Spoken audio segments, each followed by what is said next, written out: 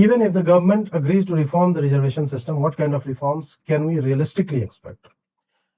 बिना किसी भी जाति समूह को, बिना दलितों को, बिना ओबीसी को, बिना एसटी को अपमानित या उपेक्षित अनुभव कराए सरकार क्या क्या कर सकती है वो मैं बताता हूं।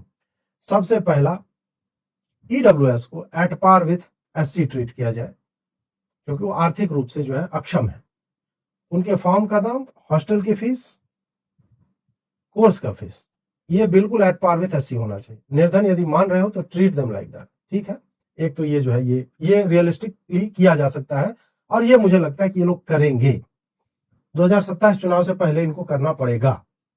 दूसरा जो है, मैं चाहता हूं कि क्रीमी लेयर की अवधारणा जो है वो सारी तीनों ही कैटेगरी में जाए, और क्रीमी लेयर भी आप इस तरह से कर दो कि पूरे परिवार का, जैसे ईडब्ल्यूएस का काउंट होता है पूरे परिवार का, उसकी आय, और ओबीसी में जो है वो इतनी टेक्निकलिटीज कर दिया है कि कोई क्रीमी लेयर है ही नहीं उसमें। बाप बेटे को ट्रांसफर कर देगा जमीन तो बेटा का काउंट लेता है, ये सारा कुछ चल रहा है धांधली। तो ओबीसी के क्रीमी लेयर को रैशनलाइज किया जाए, मतलब तार्किक रूप से उसको देखा समझा जाए कि भाई ये क्या चल रहा है, ये तो गलत है भाई जिस रूप में है, वो हो गया। तीसरा जो है, एससी एसटी में और ओबीसी में भी quota within quota, systematic रूप से जातियों का अध्ययन किया जाए, और वो जो 1000 जातियां हैं जिनको ओबीसी में 0 या नियर 0 रिप्रेजेंटेशन है, वो 1000 जातियां जिनको एससी में 0 या नियर 0 रिप्रेजेंटेशन है, they should be categorised in let's say 3 parts.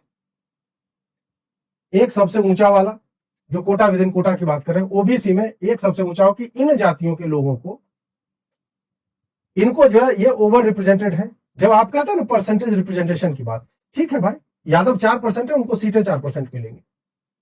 4% Yadav 48% सीटें, या 4% मीणा जो है वो 50% सीटें नहीं ले सकता एसटी में। यह किया जाए कि आपको प्रोपोर्शनल रिप्रेजेंटेशन मिलेगा, 4% है भाई, 4% में आप रहो सीधा। उसके बाद इस पे आ जाएगा कि ओ फिर तो परसेंटेज वाइज ही हमें जितनी आबादी उतना हक ये कर दो। ठीक है, पहले तो कास्ट सेंसस आ जाने दो, और दूसरी बात, जिस अंबेडकर की बात कर रहे हैं उसी अंबेडकर ने आरक्षण को माइनॉरिटी के लिए प्रोविजन माना था। मतलब ये ग्रुप जो हमेशा माइनॉरिटी, मतलब 50% से कम, उतना ही होना चाहिए। उसको करोगे तो अंबेडकर की ही बातों को काटने जैसा हो जाएगा। फिर जो हम ओबीसी में रैशनलाइजेशन की हम बात कर रहे हैं, उसमें आप एक ग्रुप बनाइए जो टॉप क्लास है आपका, जो डोमिनेंट कास्ट आप जिसको कह सकते हैं वो होना चाहिए। उसके बाद सेकंड टियर आएगा जो थोड़ा कम है, फिर थर्ड वाला आएगा जो एकदम ही उपेक्षित है, और उसका शेयर सबसे ज्यादा होना चाहिए।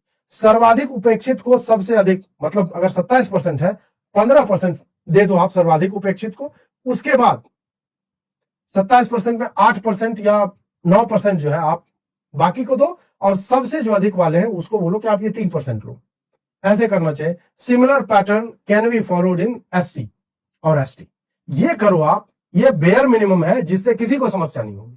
हम ये नहीं कर रहे हैं कि भाई ओबीसी कोटा समाप्त कर दो, ये कर दो, वो अल्टीमेट गोल है, वो होगा, जब उसको होना होगा हम उसके लिए बात करेंगे।